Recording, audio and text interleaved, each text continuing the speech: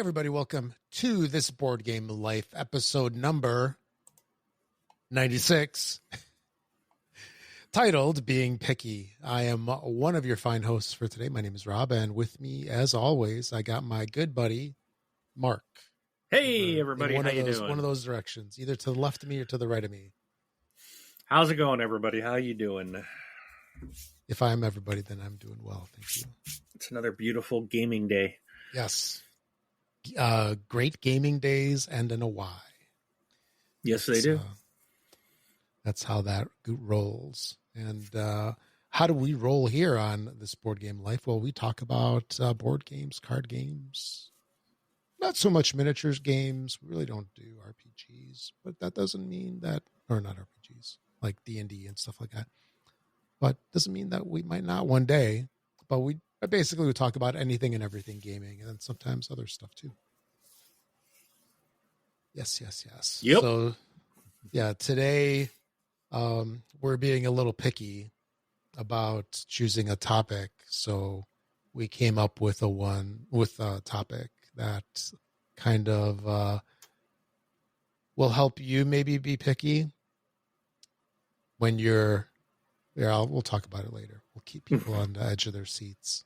What is he talking about? Yeah, exactly. You'll have to wait to find out more.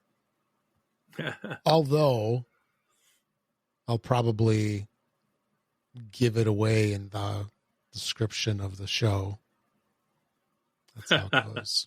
Yep. That's going to be the spoiler. Everybody's going to know. It's kind of like on those YouTube videos where they give everything away in the thumbnail. Yep. Anyway, so do you have anything to say before we get on with the show, or let's roll? I don't think so. Let's get into it. I'm ready to talk board games. All right, sounds good. Same here. So we'll talk about board games in a brief second. Just real quick, we're on YouTube. In addition to the podcast format, we've got a ton of videos out there that Mark's created. They're freaking awesome. Basically unboxing, playthroughs, reviews. He's got a pretty cool one now called, was it Mail Call? Wait, no, Mailbag. Mailbag, yeah. Called Mailbag, where he kind of goes through stuff, and he's that's the next one right there. Look at that. I'll be recording that tonight. It's brown cardboard. And let's just say I think there's 3 games in here. So then there'll be 3. There's the mailbag to show you what came in the mail. Mm-hmm. And then I do unboxings of each game as well to show you what's in each game. So that's like 4 more videos coming. Very nice. And actually, I need to correct myself. It's not cardboard. It's technically corrugated board. Mm. I believe that's the distinction with those boxes. And let me give a quick preview here. Mm-hmm. Of course, spoiler. Because this video will make it out sometime tonight. So if you're watching this video on May 13th, 2025, then giving you a sneak peek, there's going to be an unboxing on May 14th of Dragon Eclipse. It's already set. It's already uploaded. It'll release at 10 a.m. Pacific time on May 14th. So this is a big boy, and I can't wait to start playing it. Does your craziness ever go like mine, where I actually weigh the boxes? Because I'm curious. I'm like, how much does this weigh? I don't have a scale, but this is up there with one of the heavier ones. That's for sure. I just had to show the lid because the box is way too big. Do you think it's heavier than Castles of Burgundy Special Edition? Or similar? Haven, maybe? I'd have to grab the special edition box, but you would think the special edition would be heavier because of all the acrylic and stuff. But this one has a lot of books, thick, heavy books, a bajillion cards, so it's heavy. Yeah, that's some mass there. Yeah. Cool. So yeah, look for that. It should be released by the time that you hear this. And don't forget to like and subscribe. That really helps us out, especially liking the videos. That helps us with the algorithm on the YouTubes so that more folks can enjoy the content just like you do. All right. So what have we been playing lately? So for me, I'll go first today. Okay. For me, I finally hit El Paso to the table, rolled it out to the table. And when I say roll out, technically, I guess you can roll it out. And I wasn't sure what to make of this because it's like the latest in the Great Western Trail series by Alexander Pfister and somebody else. I forgot the co-designer's name. But anyway. Johan Krenner? Sure. That sounds exactly right. It is, because I'm staring at it. Yeah. Yeah. But it doesn't have a typical board. It is a board printed on cloth. And I mean, it's basically like playing on a kitchen towel almost. And I wasn't sure what to make of this because it doesn't sit flat. And at first I thought it would be annoying, but it actually isn't. It's not too bad because you can actually fit it back in the box. It just folds. It does have creases, slight creases. I don't know if I would iron it, but maybe that's a quick way to ruin your game by ironing it. But anyway. Well, you could try that and let us know. Yeah, exactly. Yeah, it's maybe that'll be my like homework. See if I can flatten the cloth playing surface. See, I guess how would you call that? So it's you're not playing on a board. Yeah, I know, like a surface, like the play surface or the main. You call it a mat? It's not probably really just a mat. probably it's it. Well, yeah, if it's what I'm thinking, it's probably is like a play mat. It's just not a neoprene mat like we're. Yeah, it's cloth. I mean, it's basically cloth. Yeah, right. It's got like a seam around the edges. Yeah, and it's well made and everything, and it's reasonably flush. But I guess since I'm griping about the game, I can throw in another thing. Okay. So this is a relatively low price point game, and I want to say it was like $35 list price. So I mean, that's reasonable, right? Wouldn't you say? Like $35 for a full game nowadays? Heck yeah. When a lot of them are approaching, $70, $80 now. I mean, that's becoming pretty common. Yes, it is. Yeah. But so it's like $35, $40 tops. And you can see in some places that they kind of did skimp things. Maybe, I don't know if the cloth board's a little cheaper to do than an actual like chipboard or cardboard or whatever they call it.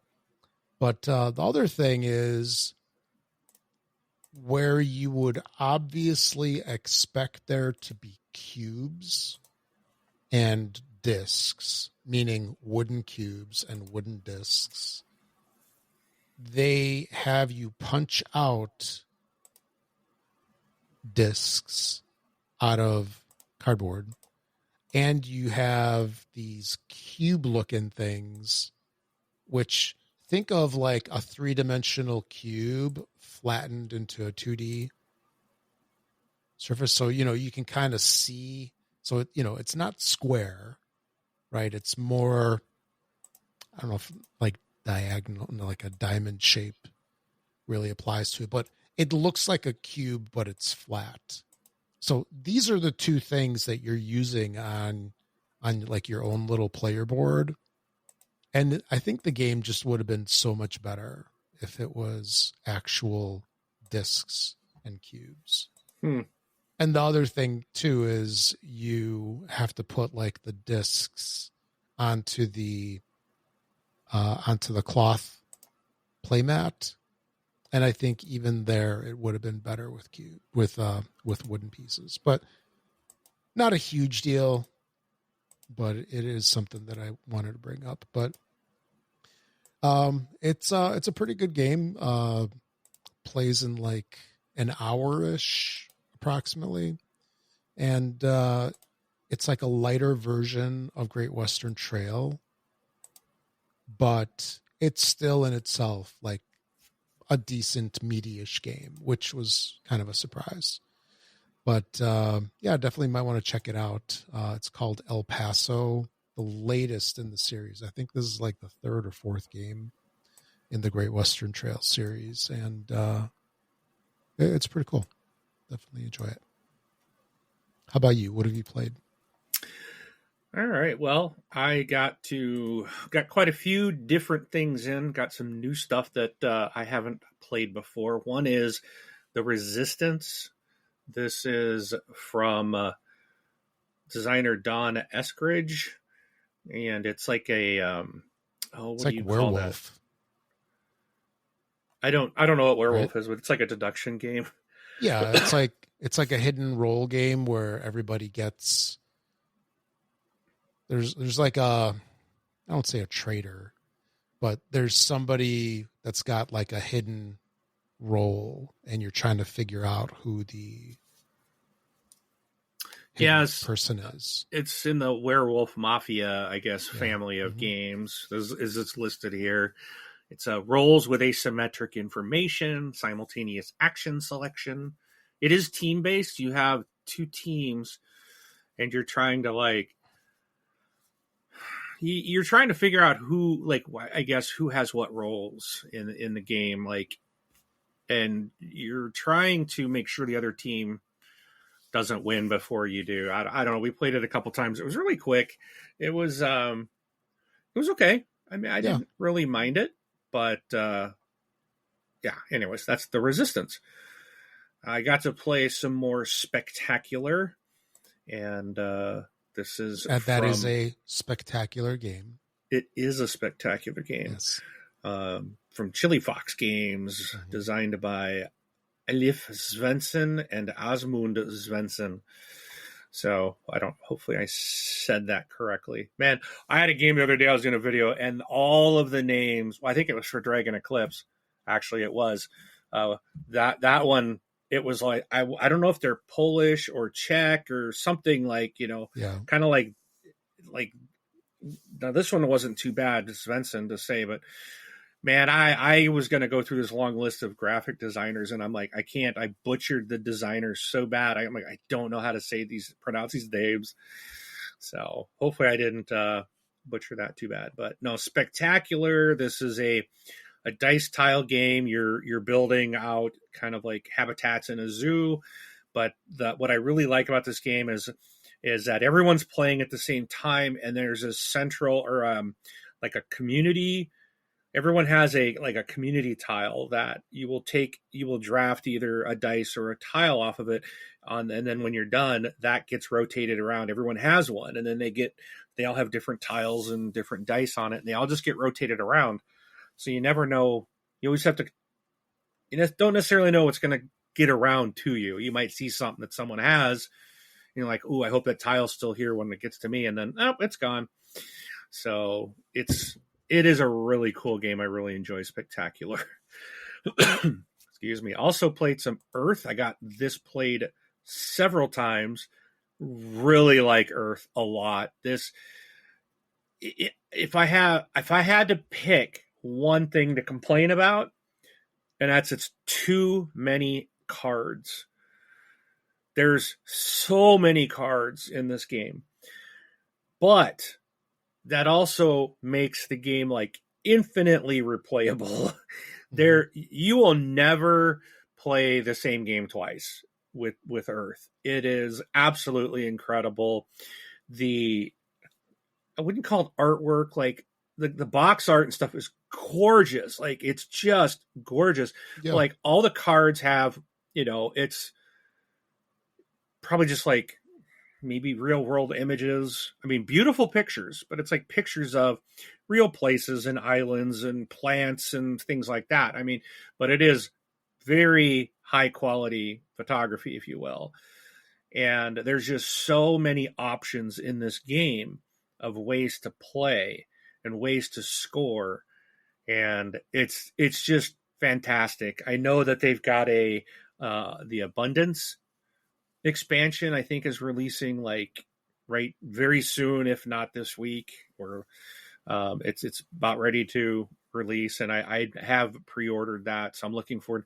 Of course, that's more cards, which is probably the last thing this game needs. But they did add some new stuff and ways to play and some new way to interact. So on your turn when you're doing a skill, you might get something, but now other people might get something as well. So it's they've got some new game mechanics coming to the core game of Earth, and I'm really looking forward to that. But Earth is fantastic. It's a really great game designed by Maxim Tardif.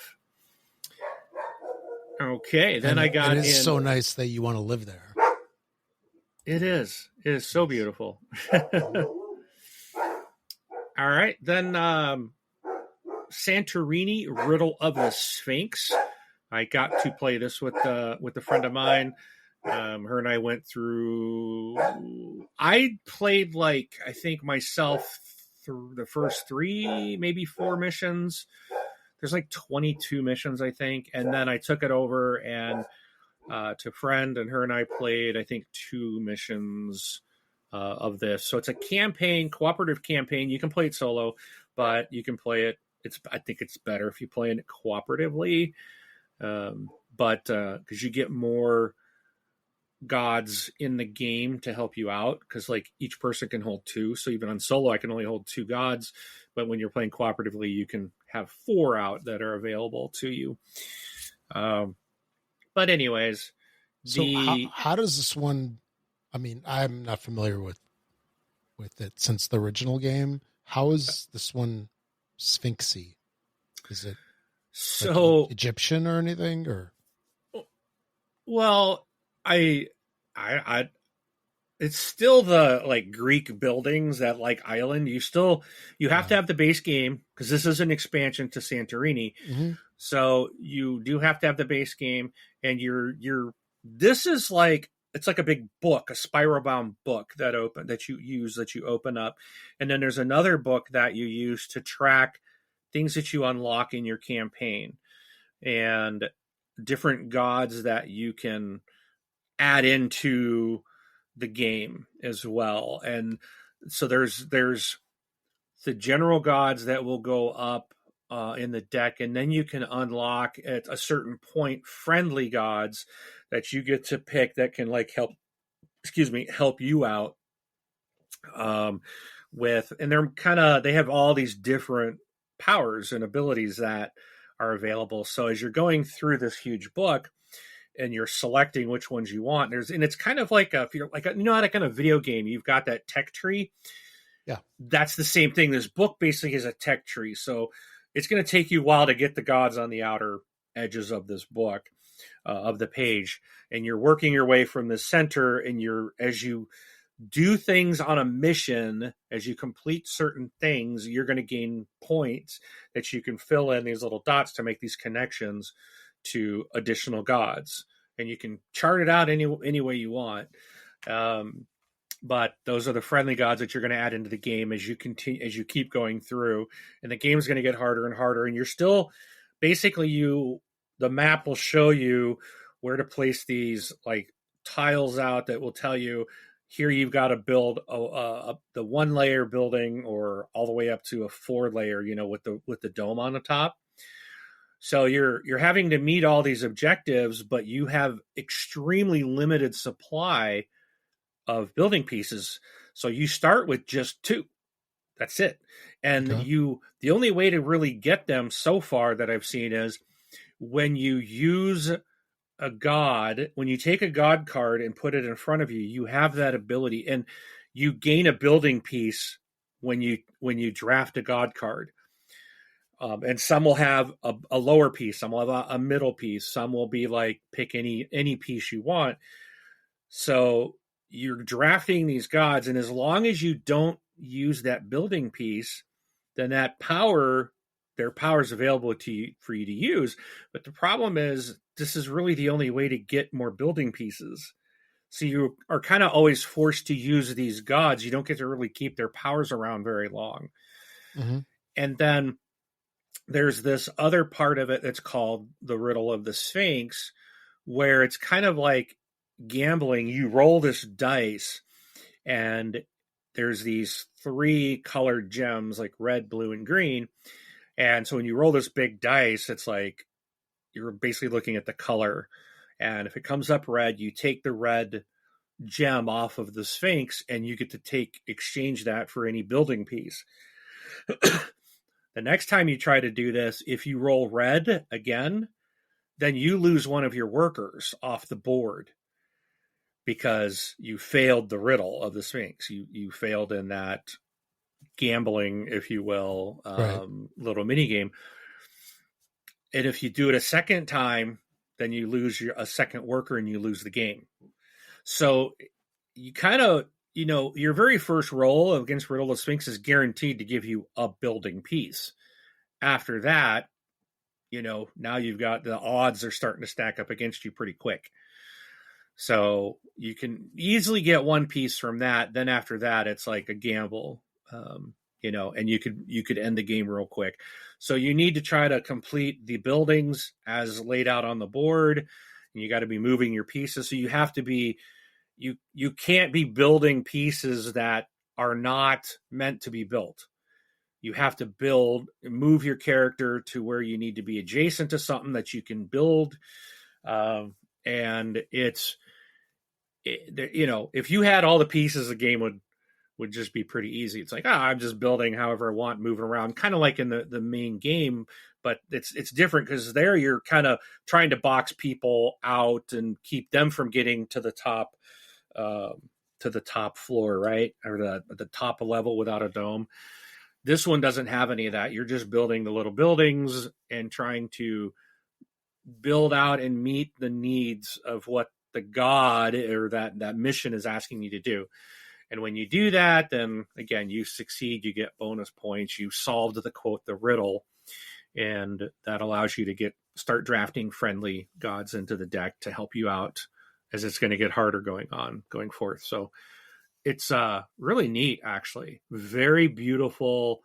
This is Roxley, so the quality is outstanding, and which is exciting because this box I have sitting here by my side is from Roxley. It's older games. They had a little sale that I kind of like. Okay, went and bought some stuff that I didn't have, and and of course I had to get the free shipping, so I had to buy a couple extra things. But it's a really fun game, and it's really great co-op. But again, if you are a solo player, you can play it solo as well. You can play this game. There are modes for 3 and 4 players, because even as a single player, you're going to have 4 workers out on the board, and you're just controlling all 4 workers. And there's a mechanic that you can't move the same worker twice. So there's this little card that has like the white worker, blue worker, and there's like 2 of each. Or you can do Riddle of the Sphinx, or you can draft a god. That's like the 4 things that you can do. So you move this little, they call the Wanderer. It's this little plastic meeple, and you move him around. You select what you're going to do. And if you've already moved the blue worker, then you can't do that again. So you got to do one of the other 3 actions. If you are playing in cooperative, then 2 players, then each of you controls, like I would control the 2 white meeples, the other person controls the 2 blue, but then you're just going back and forth. But you still have those same, you can draft a god, you can move and build, or you can play the Riddle of the Sphinx mini game. So now if you're doing 4 people, then everyone's going to control 1 person, 1 meeple. And if you do 3, there is a card in there that kind of tells you how to play with 3 people. I haven't read that one, but it's probably someone's going to control 2 people and the other 2 are going to control 1, is probably my guess. So, but you can play up to 4, but this game is really best with just 2 people. So I was just looking at pictures of it. It looks like it comes with a Trapper Keeper. Yes, it's it's and From if you the old do days, yeah, so you can go back on our YouTube. I did do an unboxing of the main game because I did get the Pantheon edition. So the version because I had not had Santorini before, so I did. This was a recent crowdfunding that came in, and so they did like a re-release of Santorini, and I got the Pantheon Collector's Edition. So it has like all the nice bits, and it has all the expansions and stuff, I guess, that were released previously, all in this one big box. So I have a video of unboxing just that. And then the next video I did of unboxing Santorini. So you can see that it comes in, like Rob said, a Trapper Keeper type of container. It just folds open, and you have like this magnetic flap that kind of closes the box. And better than the Velcro. Yes, much better than Velcro. And so it covers up, you've got a flap that kind of covers this tray that holds some pieces and things that you need in this game. And then you've got, basically it's just flat, so that you open up the big book that's spiral bound, and you'll lay it down inside this little Trapper Keeper thing. And that way it stays in its little, it's not going to move around. It stays put, essentially. But the only gripe I had was my 2 sides of my little Trapper Keeper, the plastic inserts that were basically glued onto the back, are offset. They're not perfectly lined up. So when you put the book in, one side sits up a bit because it's resting on the edge. Mine was not sealed or placed correctly, but it's close enough. It's not that big of a deal, but it's a minor gripe. But it's a really, really fun game, and another one I need to get back. I'll probably go through this and do this with my friend Eva, who you know. She was the one that we were doing this. I'll probably just, when she gets back in town, I'll be like, hey, let's get back and knock out a few more missions and go through that whole campaign with her. So she enjoyed it too. All right, next is boy. Next is Halo Mission Command. So, Rob, if you remember Gen Con last year, Upper Deck, they had like a big, huge booth area, and they were kind of showing like pictures of this, but they didn't like have the game, and they weren't demoing the game, which is probably a good thing. No, that's how if they don't demo it, that's how they sell more copies. Exactly. So it wasn't available then, but it is now available. And something the other day made me remember this, because I was like, oh, Halo, like a Halo game, and I wanted to see it. And I don't, we didn't get to see it there. And so I went to their website, Upper Deck's website, and saw that it was available to purchase right from them. And I was like, oh, okay, let me just grab this.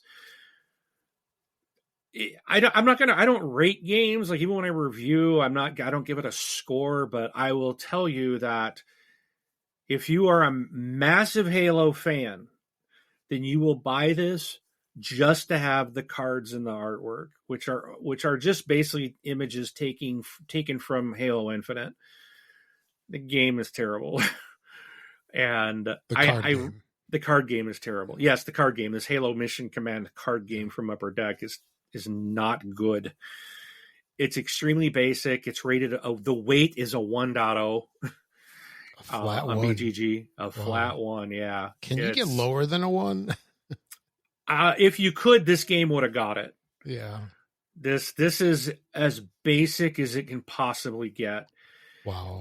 I did play it just because even I played it this last week. You gotta. I'm like, okay, this is going to take 5 minutes to play. The playing time is 15 to 45 minutes. If you're playing for 45 minutes, then there's something wrong. Like, I don't know, maybe you're playing with every mission in the game, and it might take you 45 minutes to complete every mission that they give you, but it is so basic of a game. It's boring. There's the only cool thing are the cards, like just looking at the cards. So this is something I knew that I told her. I said, when I brought it over, I said, this game's going to suck. I appreciate you playing this with me. I need to play it, and then it's going to sit on my shelf and it'll never be opened again. And that's exactly, and it was exactly what I thought it was.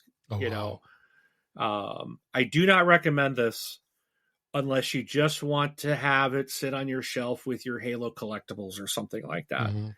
Do not get this for the game because there's basically no game. You are matching symbols. So you will get a mission card that shows like a soldier icon, a gun icon, and a vehicle icon. And so when you have a hand of like 3 cards, so you start with like 2 cards, and then all of the cards are mixed together in the middle of the table, and it is just a 2-player game. I take that back. You can play. It's 2 to 5 players. Gosh. So you have your deck of cards in the middle, and you basically on your turn you take 1 card off the top, and then you play a card from your hand, and you place it down in front of you in your quote timeline. Now the icons on your mission card, you will see them reflected on the cards that you have. You have to play the card in your timeline in the exact same order as it is on your mission card. So like my very first turn, I was first, I played like a soldier. Boom. Okay. Now the next player goes. They draw a card. They play a card on their timeline. Now, once cards are in the timelines, then things like the weapon cards, and it doesn't matter. They've got like the needler and the shotgun and the rocket launcher, but they all do the exact same thing. It's a weapon, and a weapon will like destroy a card in another player's timeline, which messes up their mission, right? Right. Because when you're playing a card, you have to place it to like always the rightmost, like at the end. You're placing your cards down left to right. So when someone destroys one in your line, then the next one slides to it. Now everything's out of sync. So now you got to try to. But then there's another, like a vehicle card, I think might let you steal a card from someone else. Then there's like the soldiers, which they do a certain thing. So you can kind of manipulate a little bit, but it is so basic that it's like boring. It's just not even fun at all. So, and it doesn't even have a score. What I think I gave this thing a 1. Oh yeah, I rated it a 1. It's just that bad. Currently, they don't have a score showing on BGG, but I imagine it's going to be way down there once people realize what this is.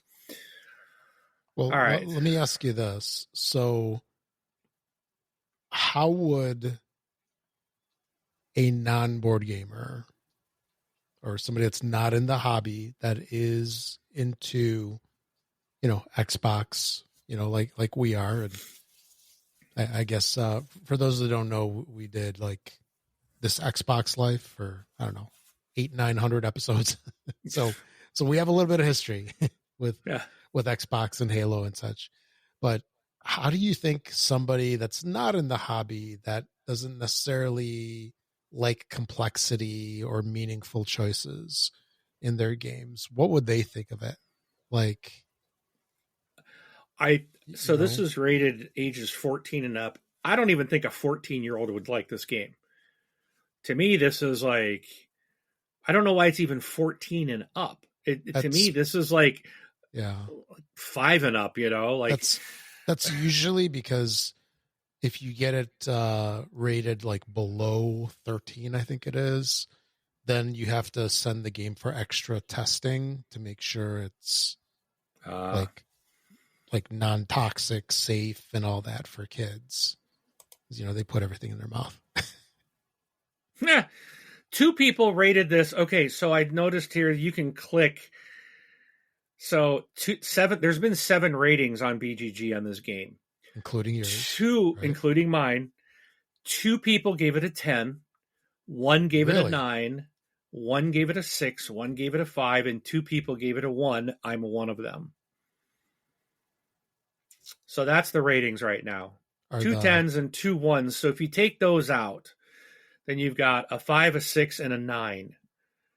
So you take the highs and the lows out, you got a 5, 6, and a 9. So average that out, you're probably going to be around a 7, which this game is not a 7. There's no way. I think the algorithm on BGG does do some kind of stuff like that. Like they discard the highest and lowest to prevent people from gaming the system. It does something. Yeah, the comments are just making me laugh here. I didn't even realize this was part of BGG. Yeah. Amazing game. Got the chance to play this over the weekend, and it was fun. A nice strategy game that's easy to learn. Definitely accessible for all ages. Was that the designer? It's probably their freaking. No, that sounds like fake. It's fake. Like the reviews we see on Amazon. Yeah. For the product. So this is and then the next one was like great simple card game, super easy to pick up and teach, solid filler game. No to all of those reviews. It's simple card game. It is super easy to pick up and teach. I give you that. This is not a solid filler. Nobody's going to want to play it. So for Halo fans of Xbox who aren't board gamers, they're going to want this just to sit on their shelf of collectibles or something. That's it. There really is very little value. And I'm not trying to rip on, like, that's just not me. I don't rip on something that someone made. But if I was to make a game, this is probably about as much as I could conjure up. Maybe does Franco have Halo stuff? Maybe this would be a nice gift for him. Oh, yeah, I'll take it to him and go, here you go, buddy. Put this with your Halo stuff. It's just not something a gamer's going to want to play. A board gamer's not going to want to play. It is extremely basic. Yeah, if you've got young kids that like, oh, I want to be Master Chief, well, you don't get to pick. You got to just luckily draw him out. But it's, to me, it's kind of like if you ever played War with a regular deck, a 52 card deck, you shuffle your cards and you just pull one off the top and it's like, oh, who had the higher number, they win. That's as much strategy as this thing has. Okay.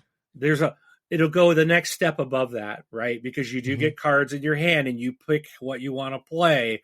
So there is, if you want to call that strategy, it's very, very, very, very, very light. I gotcha. So have you gotten the Gears game that came out like last year? I do have it. I do have Gears of War, the card game. Is that I have not played it. I have not had a chance to play it. Well, at this point, I bet it's probably better. Well, I would say yes, just on the fact that it's actually a much bigger box. Yeah. Like the Halo card game comes in one of those like that you would buy off the, that they hang on the little hook at like Target or Walmart. And then you try to open up and it's a double wide one. So when you try to open the lid, it rips the sides down of the box because it's cheap cardboard. Yeah, the Gears game is actually in a real box. So I think there's a lot more to that. Maybe I'll have to pull that out and compare it. So at one point I had the Call of Duty card game as well, but I think I purged it because I never got it played. And but anyways, let me move on. Yeah, I was looking to see if I had one of those in my little small card game drawer, but nope. So now moving from a very light, very lame game into a massive game, Oathsworn Into the Deepwood. Oh boy. We had 4 of us attempted this. Wow, is this is tough. This was a tough campaign game. And all of us kind of walked away. I think this gets compared to Gloomhaven a lot. And I think our initial our initial thoughts are we like this better than Gloomhaven. But man, it was tough. But of course, Gloomhaven, our first mission was the very first time we played was really tough too. This has a very unique mechanic. Unlike one thing I didn't like about Gloomhaven is like how you kept losing your cards, and then you'd have to rest to get some of them back. But as the game went on, you kept losing cards, which I get was a timer. But I didn't like that. This game, as you play a card, it goes down into either like the 1, 2, 3, or 0, 1, 2, or 3 spot around your player board. And so basically that's kind of a timer, a way of trying to get how kind of a cooldown for your cards, but you can sort of get everything back. There are ways to move things, and I forgot what they call it, like flow or something. I forgot what they call it, but you're able to move your cards at certain times, move them down like a cooling off. But at the end of your turn, anything that's in the zeros spot does come back to your hand, and you got to try to get your other things to cool down, at one at a time. Right. So there's abilities to do that, or things that game mechanics that do that. So you can get all your stuff back into the game. But yes, the game is really, really tough, pretty brutal. The boss, and just we got overwhelmed. It was just like the very first boss was like, my gosh, tough. And so it took like, was it 4 hours? I think our first play, just one mission. Oh, so wow. and we failed. So we're going to have to play it again. So, but I think we're going to skip the town part. And we're just going to replay just the encounter, which is the boss battle, the next time. And if we can win, then we're going to move forward in the campaign. So, but Oathsworn Into the Deepwood is a new campaign we're now doing. I'm playing with 3 other friends. So I'll be talking about that. You'll hear that throughout the coming weeks, months. All right. Next one I played was a game, I think, Rob, you may have played this, Jamaica. Yep. It's a oldie but a goodie. It is a very good game. I really enjoyed this. It's something I picked up at a local con that we went out to not too long ago. And the people that were putting it on, it's another game group just from another town just north of us. And a bunch of people were selling some of their older games. They had an area so the people putting it on, people could come and sell their stuff. And this was one that I saw that I picked up and hadn't had a chance to play it yet. So I finally got this played. And this game, now this is a simple game, but very fun game. I really enjoyed it. It plays 2 to 6 players, and it's basically a racing game, but with pirate ships, and you're going around the island of Jamaica, and you got just a couple cards. Again, hey, look at this. You have 3 cards in your hand. This is the way to do it, Upper Deck. This is how you make a game that's fun to play with when you only have 3 cards in your hand. You are playing these cards out, and you will do 2 actions. So whoever the active player is, they roll a dice. They roll these 2 dice, and then they pick which one is the morning action, which one's the evening action. And then everyone's going to use those dice to do the actions that on the card they choose out of their hand to play. So you might be moving forward, in the morning, and you're using the first dice. It can be anywhere from 1 to 6. So you might be moving some spaces forward. You might move spaces backwards. You might be gaining food or gunpowder or gold coins. You're going to need food to feed your crew as you're going around. When you're out in the sea, you're on certain spots that represent out in the open ocean. Then you got to feed your crew. And it tells you some need 2 food, some need 4. So depend on where you're at. Then there's these places that you can go to find treasure. If you're the first one there, you can get the buried treasure. If you go into port, as you're going around, if you're in a port city area, then you're going to have to pay gold for being in the port. If you land on another spot with someone else there, you immediately go into combat, and then you're rolling the combat dice. And then you're given the ability to choose, do you have any gunpowder on board? And for every gunpowder that you use before you roll the die, you choose if you want to use gunpowder and how much. each one you use adds one more to the total of the die. And so the attacker will do this, and then the defender can see what the result is and then decide, do they want to use gunpowder if they have it? And they can add as much as they want that they have, whatever they have in their hold, and they can roll the die, and whoever ends up with the high number wins. And then there's a couple things they can do, but one of them is they can steal all the goods that are in one of the enemy's hold. So maybe you can grab a whole bunch of food or a bunch of gold or a bunch of gunpowder or, things like that. And it's a really fun game. This game was like, we played 3 players. We played it twice. Each game was about 30 minutes long. It can play up to 6 players. And even then you're going to be about 60 minutes max. And it's a really fun game. I'm going to be bringing this one now to Game Group, and I want to play it with 6 players. So I don't think it'll be this week. I've got a lot of people are out this week, but hopefully in the next couple of weeks, I'll get a 6-player game of this played and can tell you how that plays. And it even says on BGG it's best at 6 players. So, but that's Jamaica. Next, I played some more. Go ahead. The thing about Jamaica is this is a classic game. This game is 18 years old, I think. Oh, wow. Oh, yeah, 2007. Yep. And one of the designers of it is designer of Skyrise. I thought you'd like to know that because that's one of your favorite games. Sebastian Pauchen, right? Yep. Yeah, and also Bruno Cathala Yep. and Malcolm Braff are the designers for this game as well. So I don't know if this is in print. I think you can still get this. I've seen it around. I honestly doubt it's in print, but there's it is still old copies. Yeah. But yeah, I'm really glad to have gotten a copy of this. It's really fun.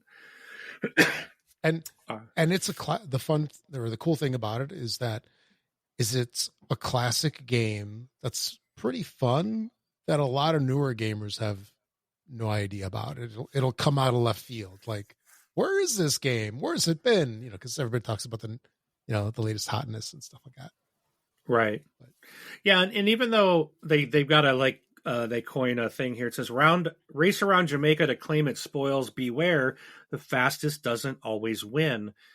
So it's not necessarily a race to the end, but once you get around, then the game ends. And then it's about like how far you get points, how much gold you have in your hold, and then any treasure cards that you may have can add or subtract points. So someone could get to the end first and not actually win the game. So it's neat. It's a really, really good game. Again, easy to play, quick play, up to 6 players, and it's fun. So, all right. Next, I played Abyss. This is I don't know what type of game this is. It's, let me see what they call this. It is designed by Bruno Cathala again and Charles Chevalier. And let's see, what do they call this? It's a card game. But I'm trying to think of. So yeah, there is kind of an auction mechanism but it's like when you first start the game, the only thing you can really do is start putting out these, what do they call them? Not an alibi, but, I don't know. I forgot the term, but you're basically trying to take these cards of these characters into your hand. So, like, if it's my turn, I start flipping through the deck, but I have to let everyone else have the opportunity to take the card first.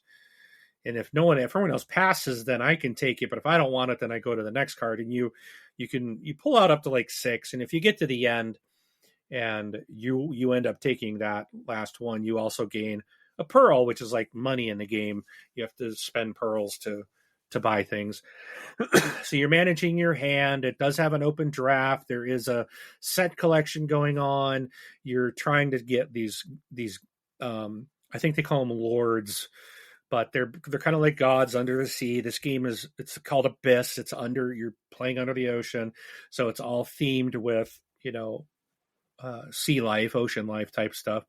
And there's like locations that give you special abilities or give you points, and once the first player to collect their first has 7 lords, then that will trigger the end of the game, and these cards will have points, and there's a way to that you are adding your points, and there's various different things. You might have to fight a sea creature at certain points when it comes up, and you can either keep exploring, and then that moves this creature track thing to make like the rewards of when someone does fight it, they get better rewards. So if you choose to keep exploring and not fight it, then you're potentially giving better rewards to your teammate, to your opponents, things like that. It's a fantastic game, and it's just a lot of fun. Really enjoy it. That's Abyss.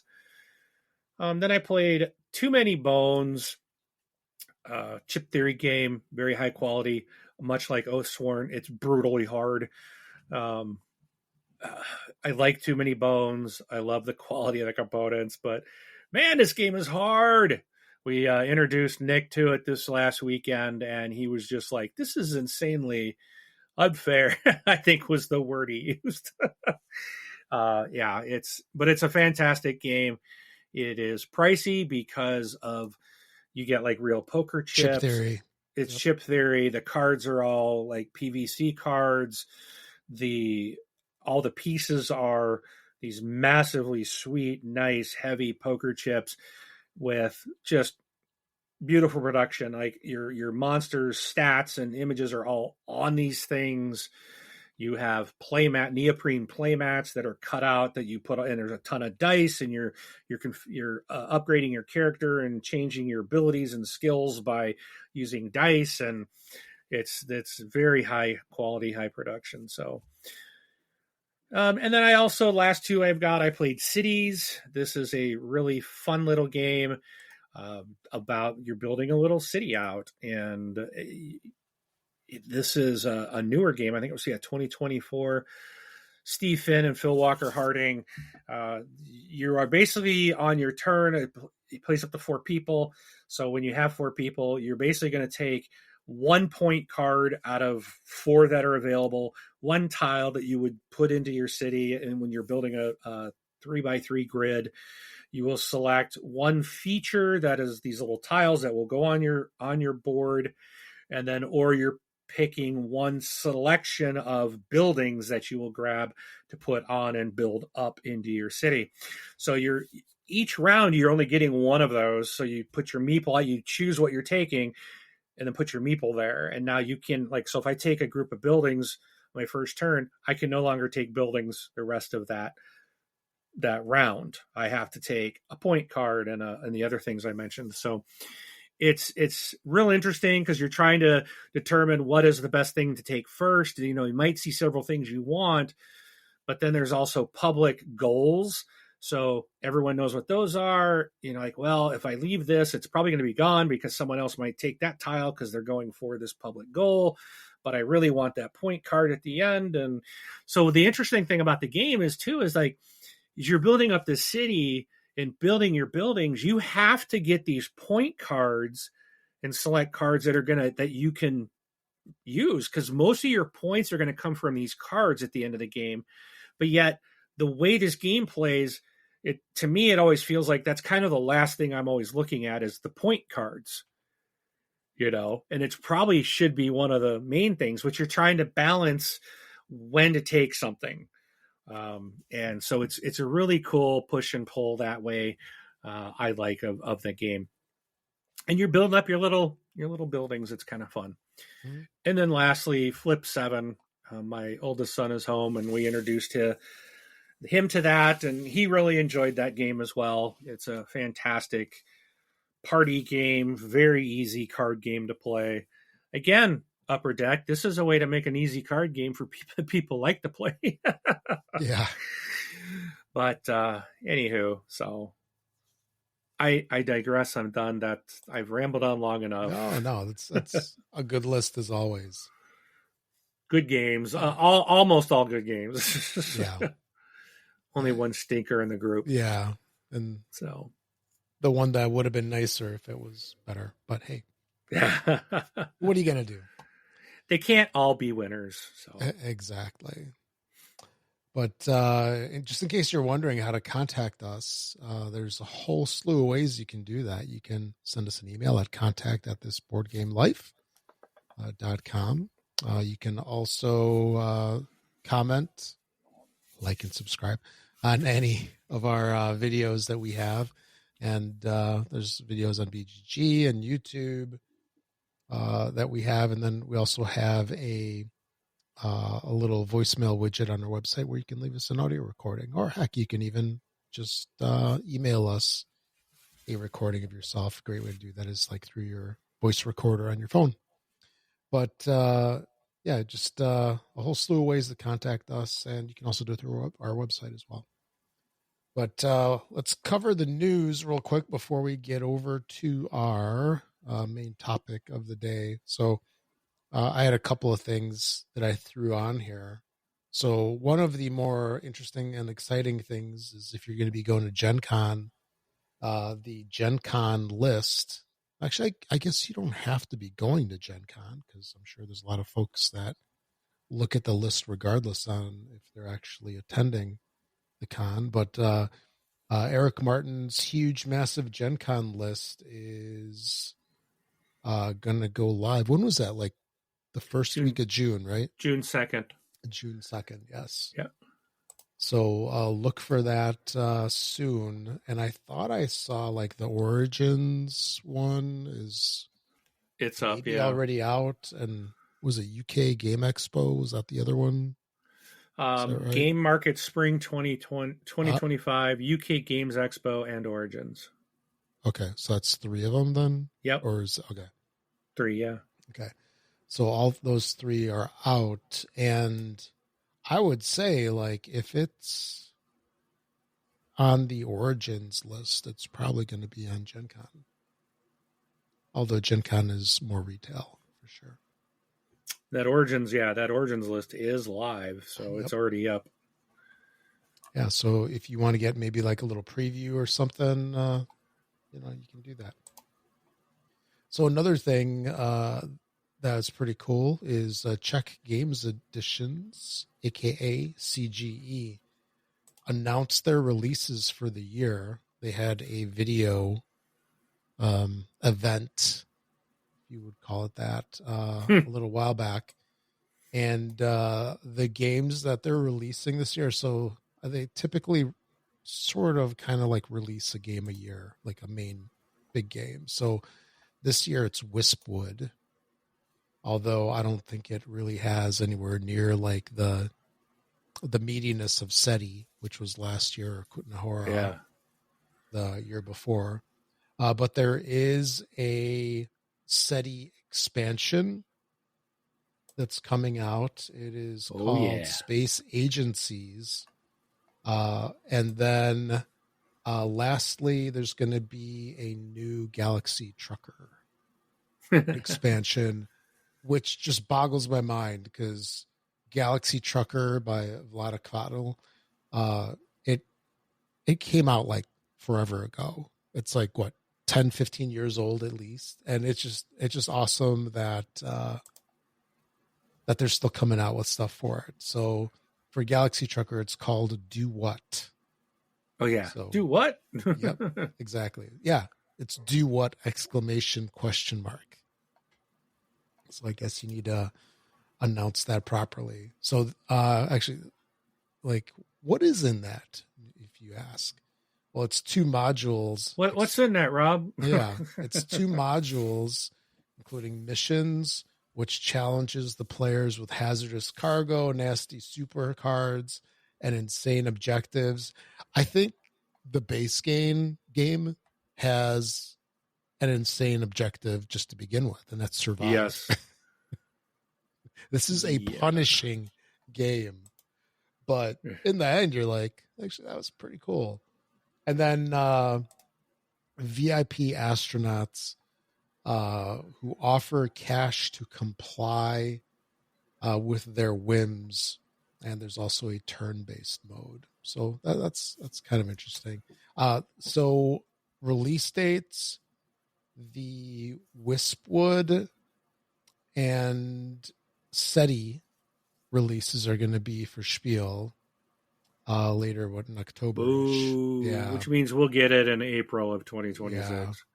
Galaxy Trucker Do What is going to be coming out at Gen Con. So that's the CGE news. But I am looking forward to the SETI space agencies. I wish this was coming out at Gen Con because I would definitely pick one up. But this is coming out with it's going to introduce what they call asymmetric organizations. So like I guess you're going to pick an organization. It kind of reminds me of, I think, Terraforming Mars. You're like picking an organization, and that's going to give you like a unique ability and strategic advantages and starting conditions that will basically change kind of how we are going about searching for aliens. And it says they also have 3 new alien species, which is awesome. I knew they were going to do that. And over 40 new project cards that are inspired by real world initiatives, which I think is cool. Oh, wow. Yeah. These will integrate seamlessly into the main deck, providing even greater variety and strategic options. They also have quick start cards that are going to be added in for use with the organizations. This will let you skip the slower opening round and dive straight into the action. That'll be interesting to see how they do that. I don't know. But they've introduced also an extra layer of asymmetry during setup and can be used to further accelerate games in lower player counts. And then finally, they are introducing signal tokens. It's a subtle but meaningfully new mechanism that enhances scanning efficiency. So there's really quite a few things coming in to this, which I'm looking forward to. So maybe they'll have. Go ahead. I was just going to say, SETI is an amazing, fantastic game. So I was going to say that maybe next year they'll come out with like the Men in Black expansion with the Neuralizer. There you go. Yeah. But and then what was the other thing? Oh yeah, Quarter Deck is a game coming out from Lucky Duck, which makes some decent games. Lucky Duck is they've done some good stuff, like they did Flamecraft, right? And Critter Kitchen. Yeah, Critter Kitchen. That's like the most recent one. That just came out in the stores. But they're coming out with a little bit of an interesting game called oh man, I just had the name here. Dark Quarter. Or The Dark Quarter. And what's interesting about this is it's an app-driven co-op adventure game. It's coming out in June. It was a Kickstarter with over 11,000 backers, which is pretty interesting that, they had so many backers, right? Yeah. And it plays 1 to 4 players, 18 and up, plays in 3 hours. 3. What is that? 180 minutes? Yeah, that would be correct. It'll be out June 27th. That's the release date, $60 MSRP. But what's interesting about this again is that it's a co-op game that is app driven. And, there's been some games in the past that have had the whole app driven. You're not a fan? Not a fan. No. The app thing is what I don't like. Yeah. So I get it. And I'm just curious to see how this is going to be, right? Because the app driven thing is divisive. Yeah. Very divisive.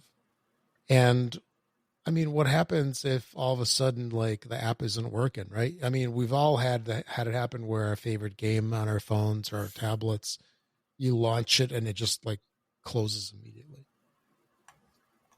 So, there could be those issues. And what about support? There's a game. Oh, it had all these miniatures. It was app driven, and then they took down the servers. So your game is basically worthless at that point. Or, I mean, it could be a nice wall ornament or shelf ornament. But yeah, it's going to have 4 character boards, 20 dice, 40 ability cards, 64 skill cubes, 45 location cards, 45 NPC markers, 103 other markers, 95 item cards, and 8 miniatures, along with a 4-scenario long campaign and rule book. You supply your device. But yeah, we'll see how this one turns out. It'll be interesting. So look for this one to come out and at the end of next month. I mean, if this thing is at Gen Con, I will take a look at it. But I guarantee it'll be out, right? Because it's supposed to release a month before. Well, I mean, if they're there, if Lucky Duck's there showing it, we know some companies have already pulled out of Gen Con and these event conventions. So that's what I meant was if they're there to show it off, I'll check it out. But again, the whole app thing, I've seen too many games where are app driven and then the apps get pulled or delisted. And I mean, granted, if you're buying this game, you're hopefully going to play it in the next year or two and it won't be an issue, but it's not something you can come back to like Jamaica, 20 years later, I can still play it. If it had an app 20 years ago, I can guarantee that app wouldn't be available anymore. I know was that XCOM, the board game, is one I'd like to get, but that app is like not available. And that's, again, another app driven game. It's like, it's an expensive board game that you can't even play. So. Yeah, I was just looking at the listing on GameFound. It's at that site. It scares me to go there. Mm-hmm. Last thing you want to do is poke around. It's whenever you go to GameFound, you want to do a surgical strike. Just go in for what you're doing, leave. Yeah. Yeah, so they say it's a digital hybrid board game. The app acts as a game master, adding context and narrative to every action. It also presents you with highly detailed artwork and gritty descriptions of every character you meet. Also, an atmospheric soundtrack of Dark Orleans plays in the background, setting the tone for your supernatural investigations in 1980s Louisiana. Actually, with the late pledge. Oh, looks like the late pledges are over. Or maybe not. Yeah, they're pretty pricey. Anyway.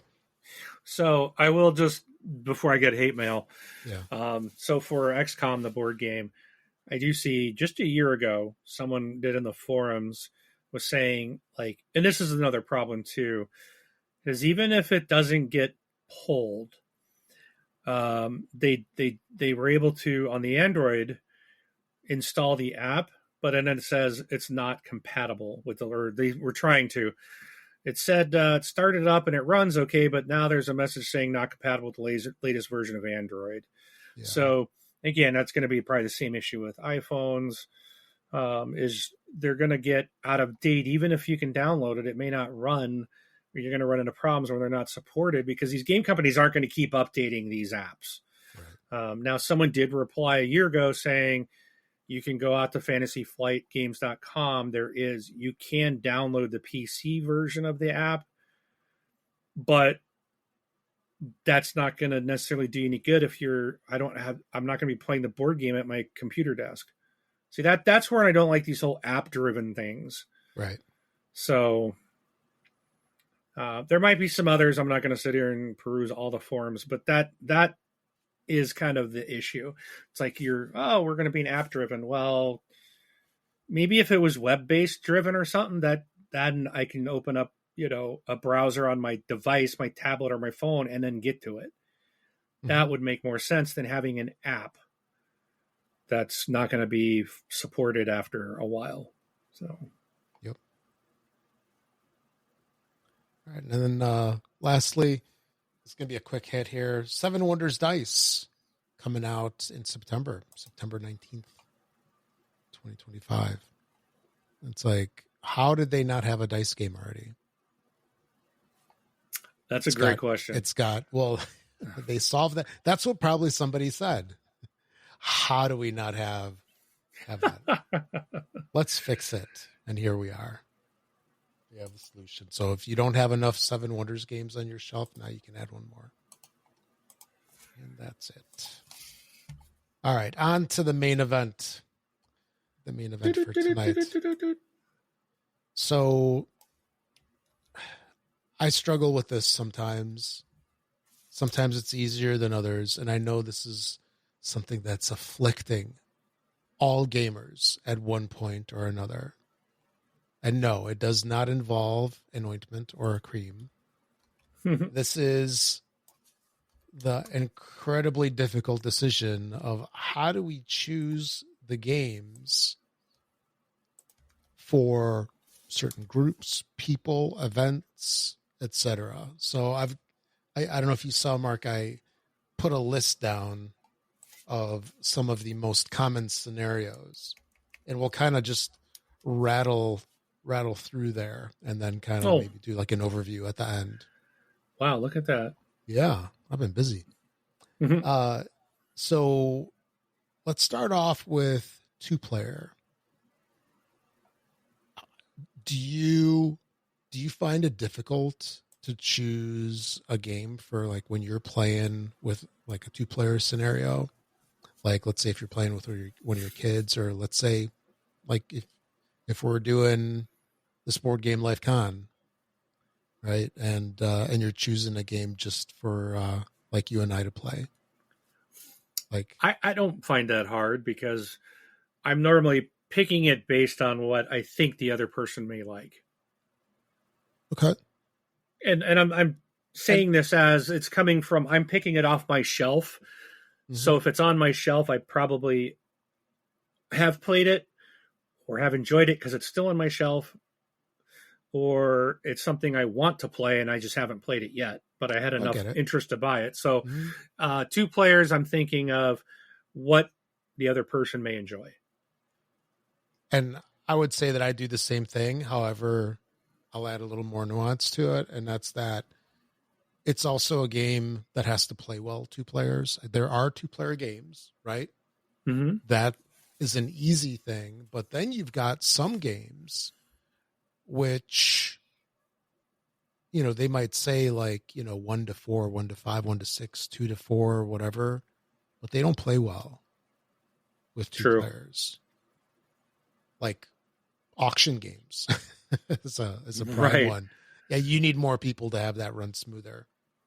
But this is not too bad, and it really depends on the audience. And this one it kind of bleeds into some of these other ones. So we'll kind of circle back on this one a little bit. So how about solo? Do you have any criteria at all, like when you choose a solo game for you to play? And I'm going to say, like, outside of the whole, podcast video thing, do you have any preferences with type of games? Or let's say, I'll go first on this one. We'll alternate. So for me, when I play a solo game, there are games that are genuinely solo, and then there's games that are, I'll call it sort of solo, not really. Yeah. I like that description. Yeah, that's as clear as mud. And I'm looking at you, robot player. Those are a little annoying.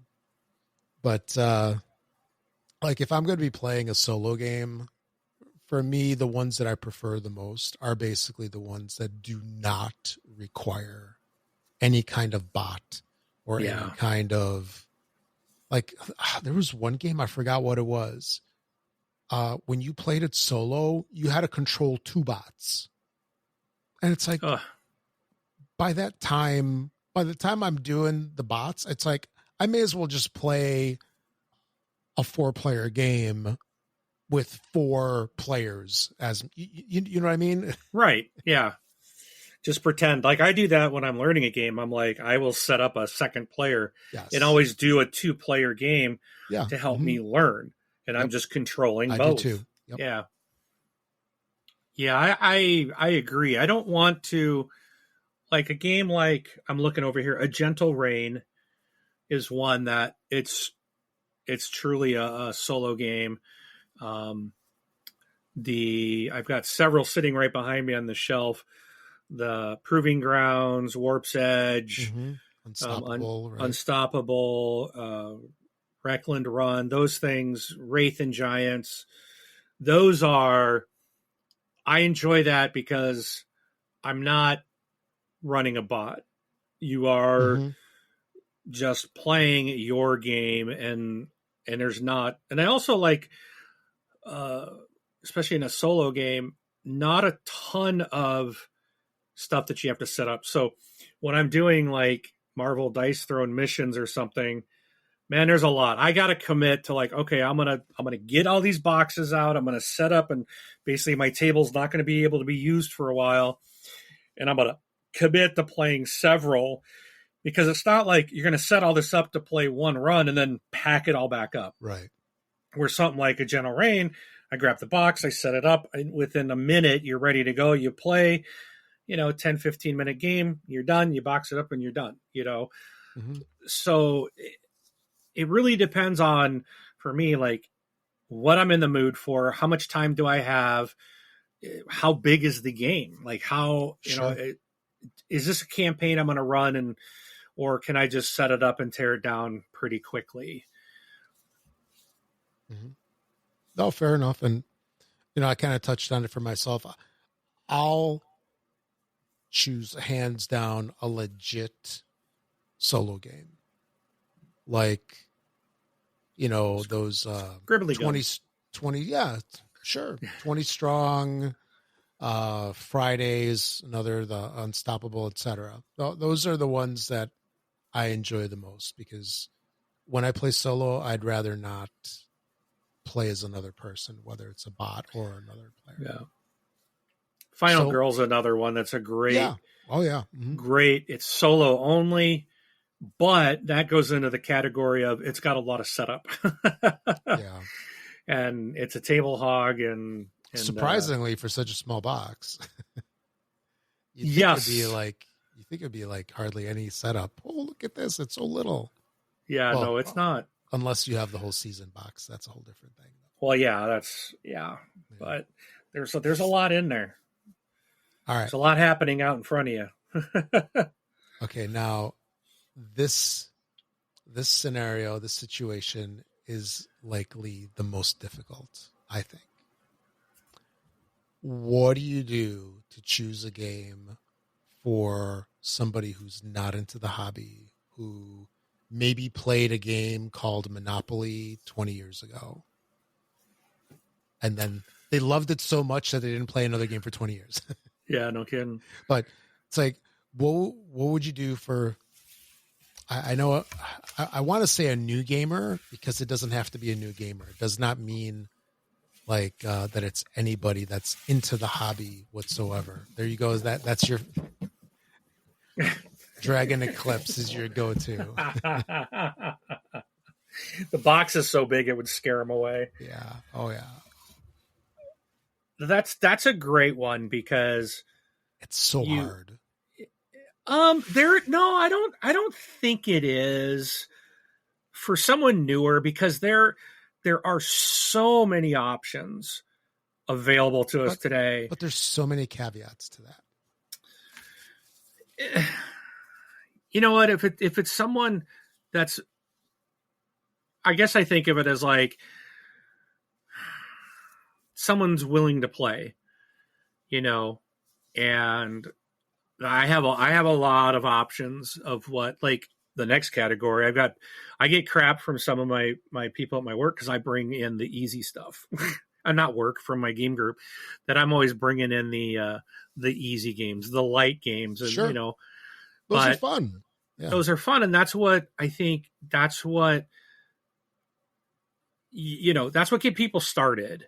And we do have people that show up to our group that, we've had people show up to, like, well, I've played, Hearts, the card game, right? Or they play Scrabble. Yeah. No, not even like anything new. And it's like, so we had to play things like Flux, or, some very more simple, what I would call like gateway games. And I always like to have something around that is an easier game for everyone for people that maybe not into the hardcore. I don't want to play Twilight Imperium tonight, Sure. And there are a lot, and I think there's some really good ones. So I look for not so much what they're interested in. I just try to bring something that, like, okay, might appeal. Something like Tower Up comes to mind. Is a very simple, but there's a lot of mechanics and a lot of things in that game, but it's also got some tactile stuff. And I think that's also helps a new gamer, is if you get a simpler game like Tower Up that lets you touch pieces and build and moving these little meeples on your board, and so you've got a player board and you got your main board, but it's not overwhelming, getting to touch things and being interactive with and working with other people, not cooperatively, but just everyone working and building on this thing, and then also having people willing to just they understanding it's a learning game, and you got to keep that competitive person out of it, that just has to win. And that's what I like about my group, is people are very understanding. They're like, it doesn't matter. It's a learning game. We're just having fun. No, I don't have people I have to win at all costs. You can't have that with a new gamer, because you're going to chase them away, because they're going to be like, oh, that's all these people are. They just have to win. I don't want any part of that. I just wanted to have fun. So not only the game has to be fun, but you got to make sure that people that are playing to that new gamer also understand, let's not chase them away. Yeah. But, I would say that there's even more to it, because,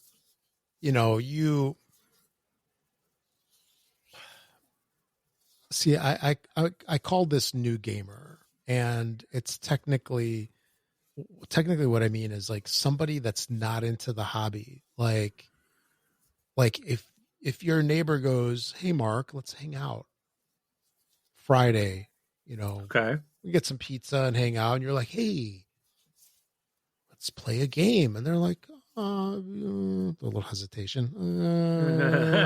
Okay. So it's like, where do you go with this to introduce them to the hobby and not scare them away or blow their minds? Because a lot of people, if the rule book is more than like 4 pages, they're just going to be mind blown, because they just don't get it. Like, I think you and I even had this discussion like 2 years ago, like the mechanics for like a new gamer, like when you were first getting into the hobby, there was like some stuff. It's like, man, I just don't get this, it's just like, it's too much. We're desensitized to it. 'Cause dude, you got Eclipse on your desk, right? And no. Oh yeah. Dragon Eclipse. Yes. Yeah. Or Dragon Eclipse. You got, Eclipse is a space game. Sorry. I didn't mean that one. I meant Dragon Eclipse. But you got Dragon Eclipse on your desk. That is more than a 4-page manual. Yes. I guarantee. I don't even know how many. It's like, it's probably not like Civolution with its 44 pages. Oh, Civolution. Woo, played that.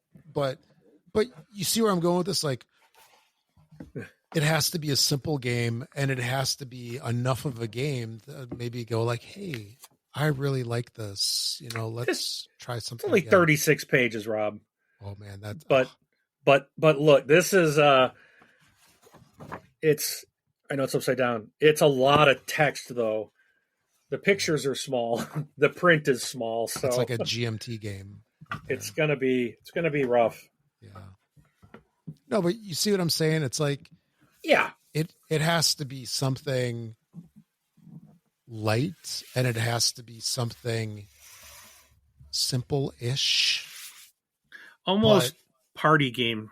Just not even that can be played. But party games are more, they're not a lot of rules. They're easier to pick up. They're, yeah. And you can do some like, what is it called? Super Mega Lucky Box. It's essentially bingo, but a really fun type of. Yeah. Mm-hmm. It's super easy to learn, and again, you're getting, anyone can play it. It's not hard. It takes just a minute to explain it. You just said it right there. That is a perfect example of how to choose a game. Use something familiar to them. Yeah. Whether it's roll and move, bingo, as few mechanics as possible, probably, right? Mm-hmm. But at the same time, we want it to be interesting enough for us as well. I actually had good luck with Azul, actually, as a first-time game, and that surprisingly went okay. See, now that surprises me, because I think Azul's a little bit. It's a little more, but that's a little heavier than. It's definitely not a light game to teach someone, but it is a really good game. Mm-hmm. And for this particular instance, my buddy had already played Ticket to Ride. His brother has a couple games, like Ticket to Ride, Catan, the typical games that we would expect. I'll say like beginner gamers to kind of get into. So he had been down that road. So that's why I went with Azul. But Ticket to Ride is, that's another one. Yeah. So that's when you hear like, yeah, I played some kind of game with trains. Yeah, Ticket to Ride. Yeah. There can only be one. Even though there's a lot of train games out there, but that is the one. Now, that really, I think, is the modern day Monopoly, isn't it? Maybe. That's a very, very popular game. It is. Millions of copies sold, right? Oh, like 20 million or and something. There's probably 100 different variants of the game too. Yeah. It's like, so yeah, very much kind of the modern day Monopoly. But so now, yeah, that's a good one because it's not hard to learn, and it's, again, you're playing. You got the tactile thing. You're touching the pieces and building your routes. You're only dealing with a few cards at a time. Yeah, I think it's a pretty easy rule set. You can very teach that really easily, and I think it's appealing to people. Now, one aspect of this that is can get a little hairy, a little rough, is when you're dealing with somebody that's not a gamer, that you're trying to get them into gaming. I've tried in the past to like, they like this hobby. They like this. Yeah. And then you try to shoehorn a game in. That doesn't work well. Like, for example, like I know this one guy, he keeps bees. So he's beekeeper, got a bunch of hives. Or is that an apiary? No. Anyway. Mm-hmm. Right? You and your apiary. There's no apes. There's no apes. That's redonkulous. But no, and then it's like, okay, I have to get a bee game. And it's like that might be a little premature.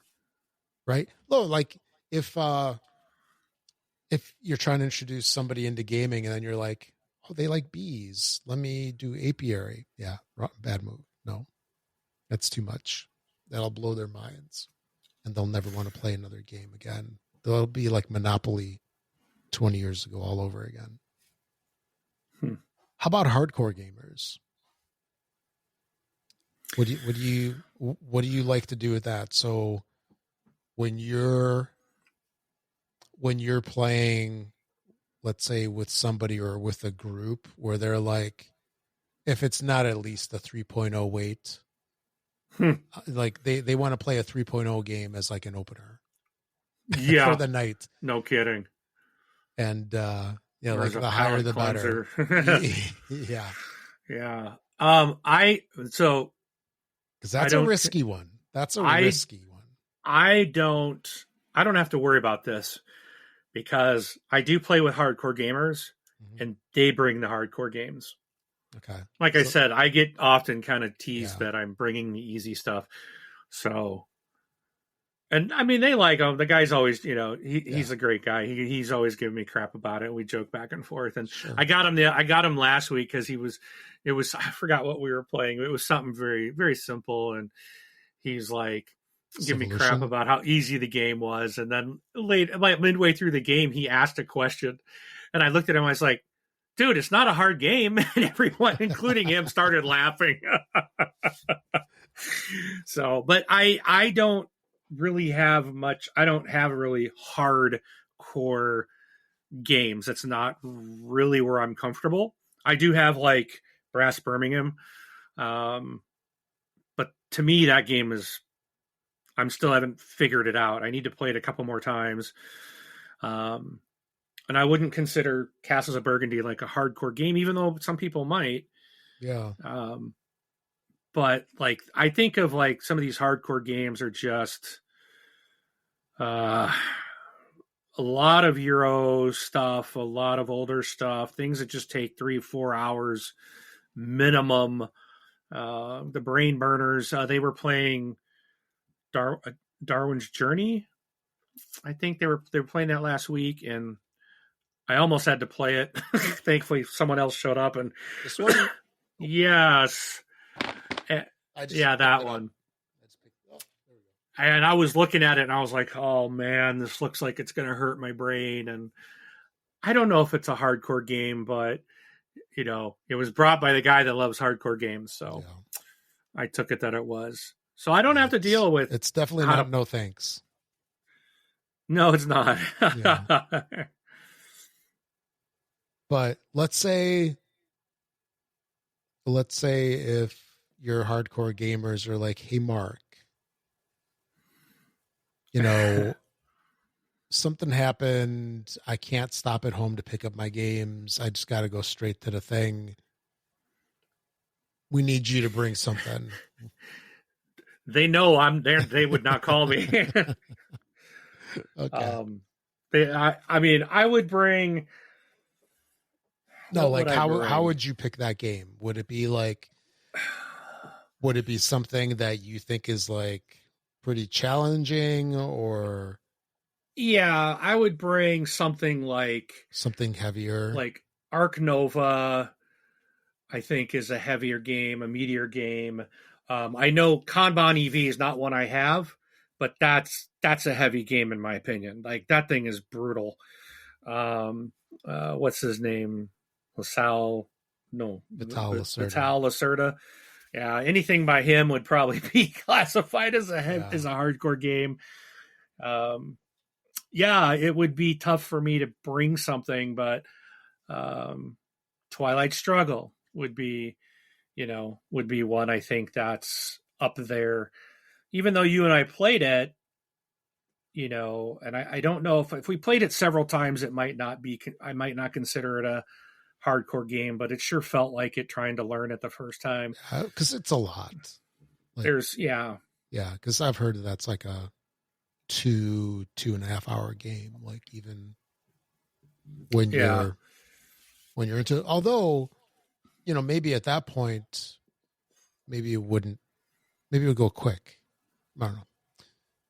But so you would basically go like with a heavier weight game, something within your strike zone. I would bring like Nemesis. Yeah. You know, I think Nemesis is up there for me. It is. I think that's at least a medium to heavyweight game. But when I think of hardcore gamers, I'm thinking they want the high weighted, they want a 3.5 or higher, Yeah. and that's just not something I normally have to worry about. By the way, Burgundy's a 297 out of 5. So it's almost a 3. Yeah. So see, that's to me is a medium. Mm-hmm. Okay. So for me, I would basically go, if I'm trying to get a game for hardcore gamers, it would basically be a drier game. Like a game from, oh man, he did Tree Frog games. Martin, what's his name? I am having a total brain fart right now. Martin Wallace? Yes, thank you. Dang, look at that. You said the first name and I'm like, boom. Boy, I've come a long way. Yes, you have. Your Padawan is doing well, huh? So I would bring something like one of his games. Not there's anything wrong with him. Maybe I hurt people's feelings by saying drier games, but I find that his tend to be more so that.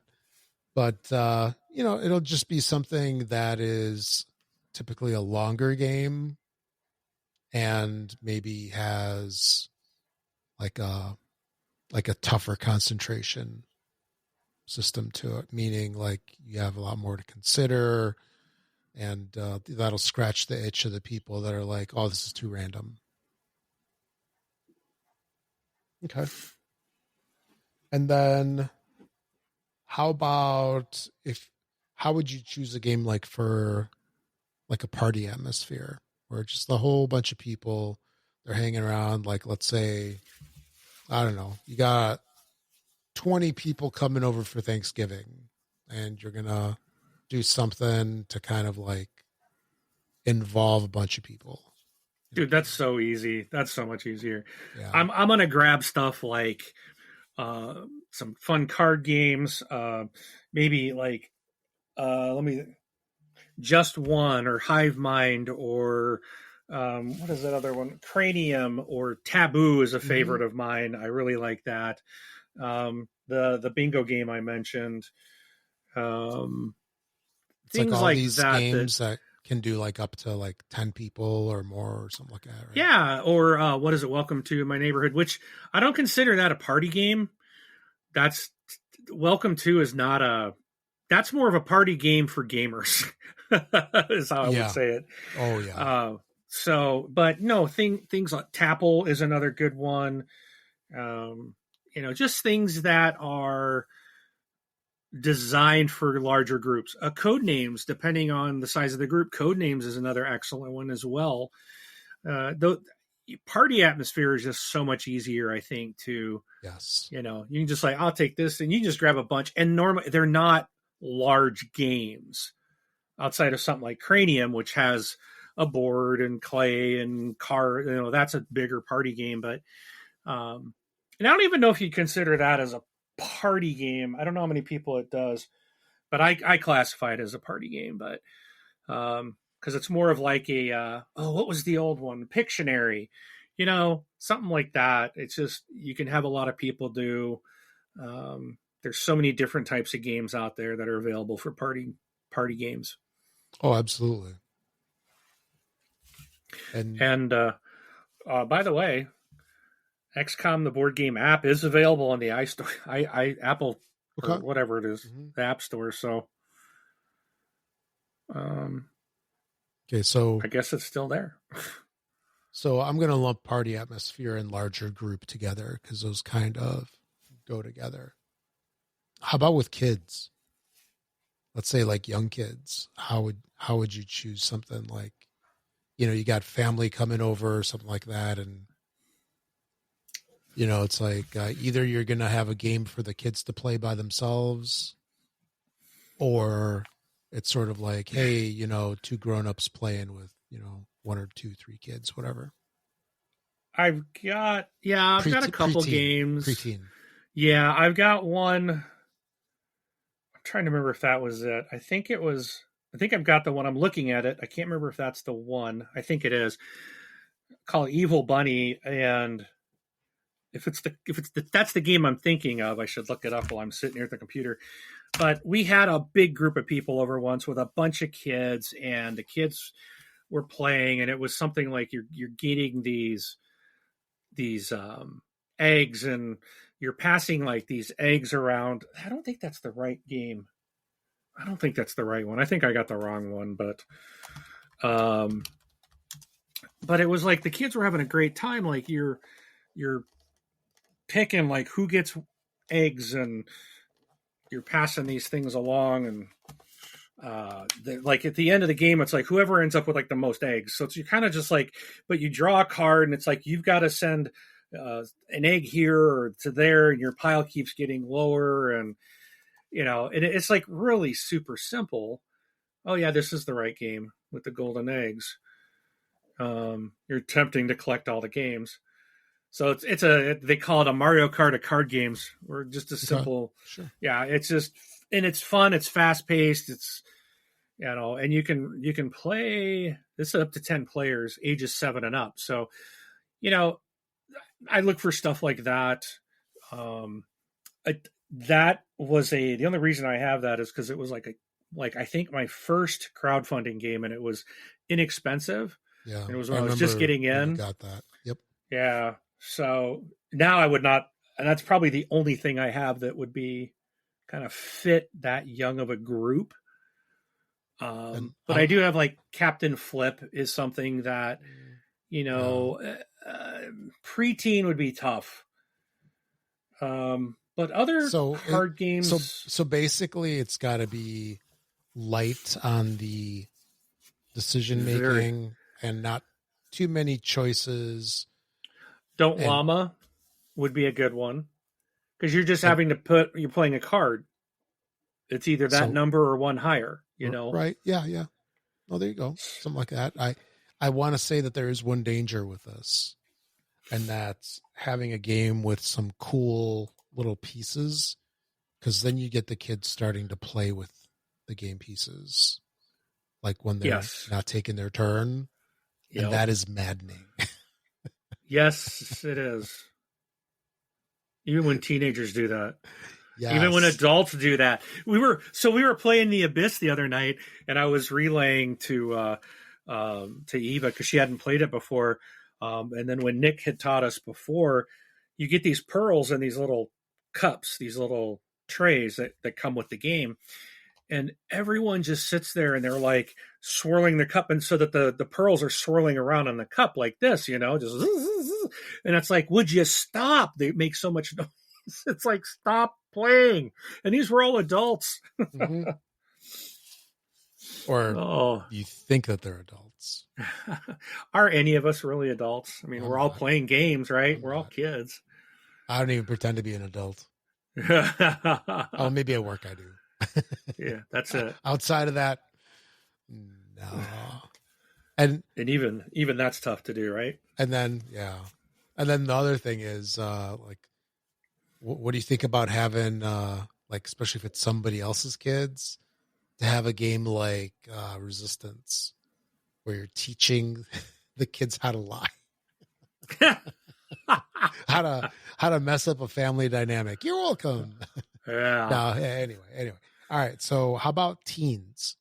So I would say with teens, you can take the whole kid thing and you can just introduce some more things. So, depending on if it's our kids being around us with games all over the place, so they've been forced to play in the past. I'm not going to say that they've been welcomed to play, because I know with my son, it's like anytime I even suggest playing a game, he's like on the verge of tears. I was trying to get him to play Thunder Road Vendetta. Oh, that's so fun. With his buddy, yeah. And he should be, the way he drives, he should be really good at that game. Yes. So, yes. Sorry, I had to. But I can relate. to Yeah, that. So I am sure all of us as parents can. yes. But anyway, you know, the kids have been forced, so they have at least some introduction to some of the mechanics and stuff like that. So it opens up the world of gaming more so than it does for like preteens and younger. And also, I forgot to mention earlier that when you're dealing with little kids, a great choice for games is any Haba game.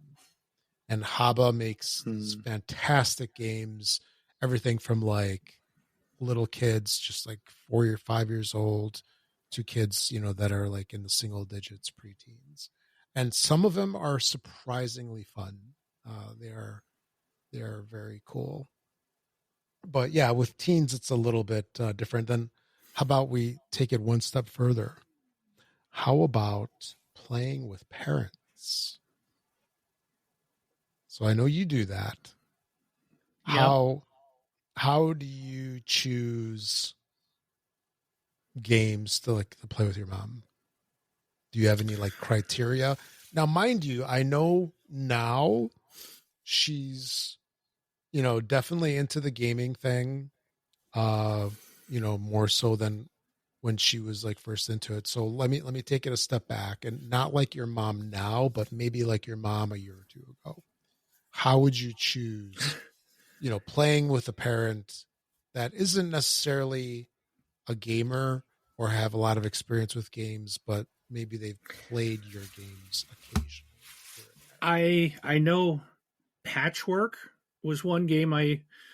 I Yes. used. It's trying to kind of appeal to something that she might like the topic of quilting. Mm-hmm.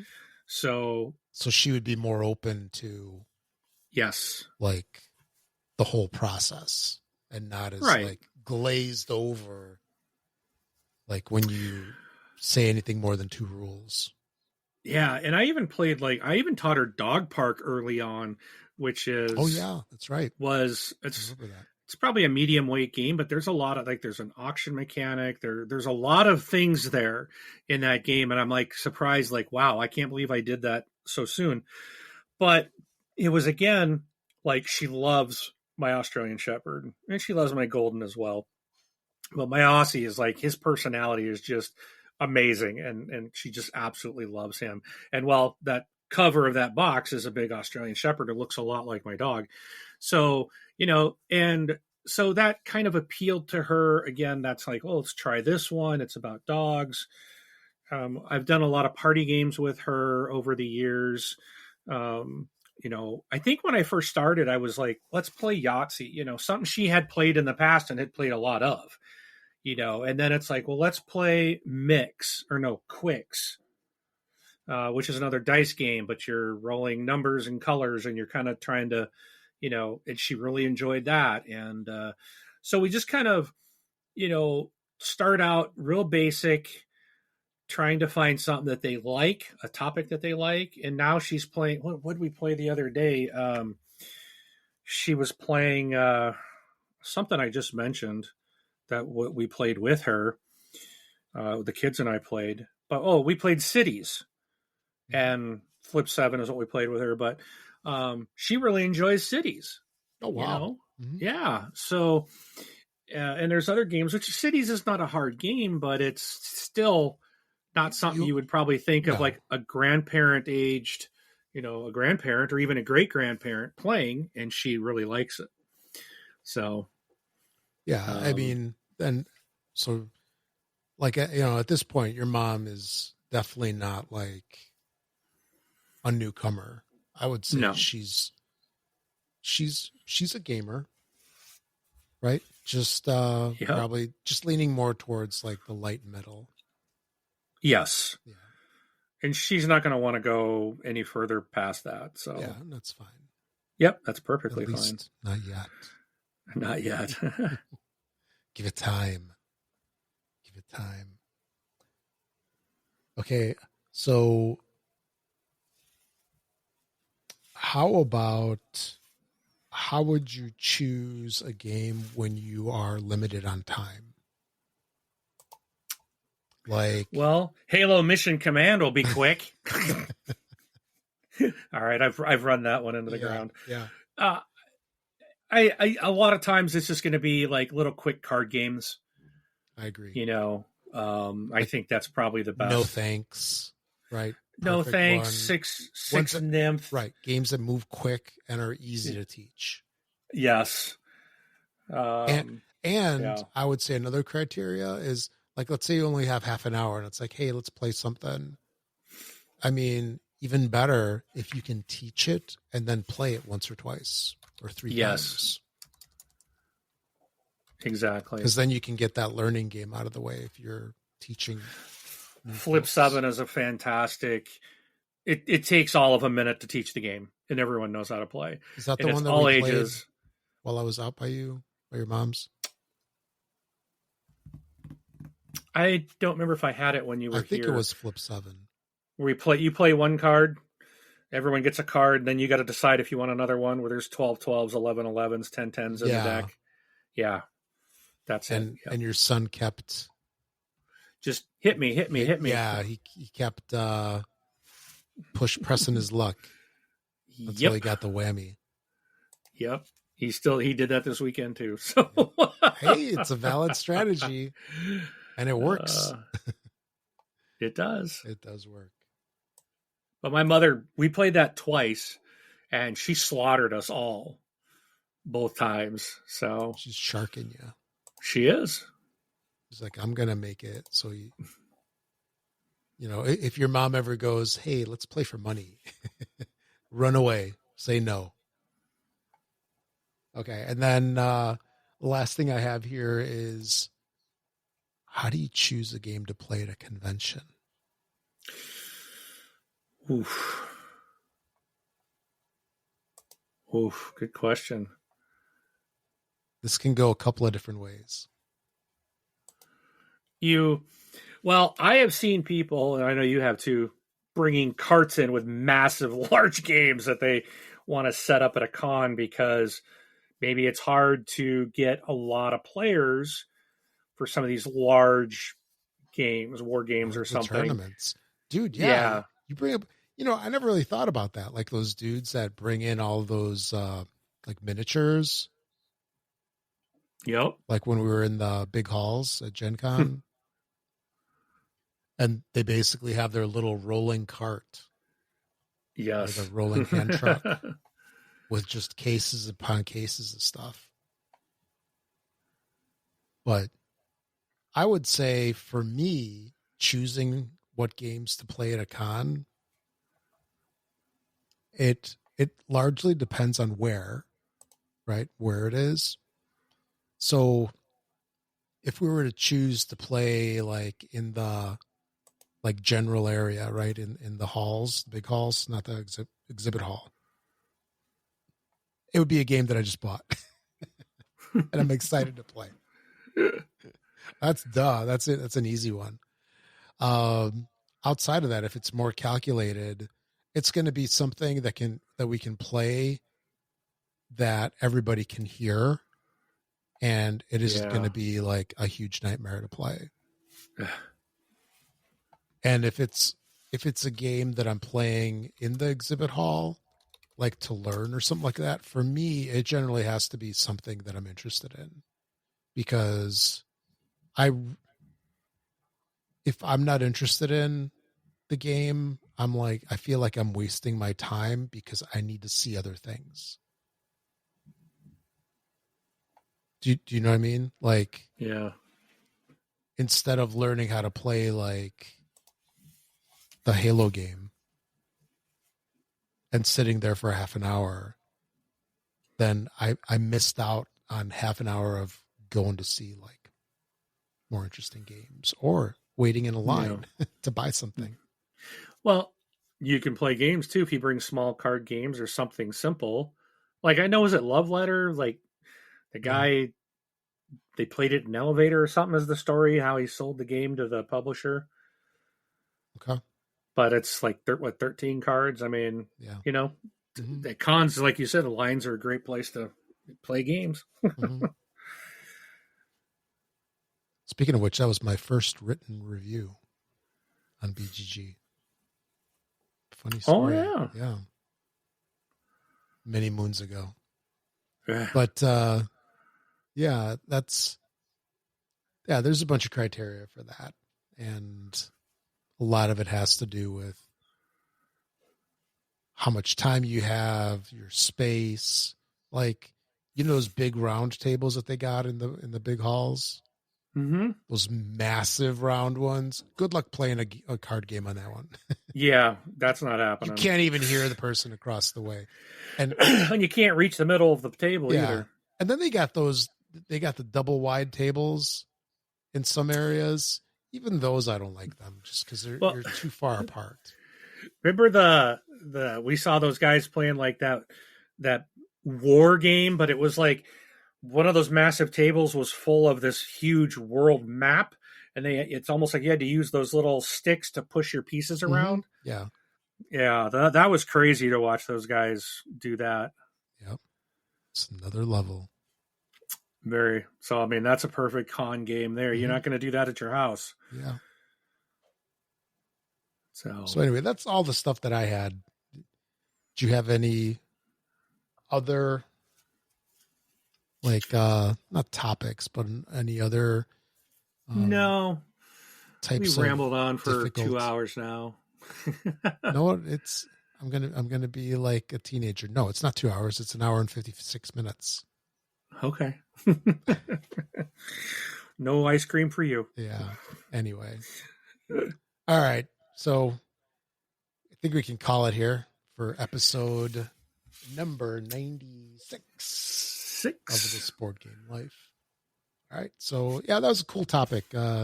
Definitely choosing games isn't always easy. Although sometimes it is easy because it's the newest game and you got to play it so you can discuss it on the show or do a video. Because we definitely do get in that trap. But otherwise, there is a little bit of a decision making, and it's not always an easy decision. True. Yeah. Yeah.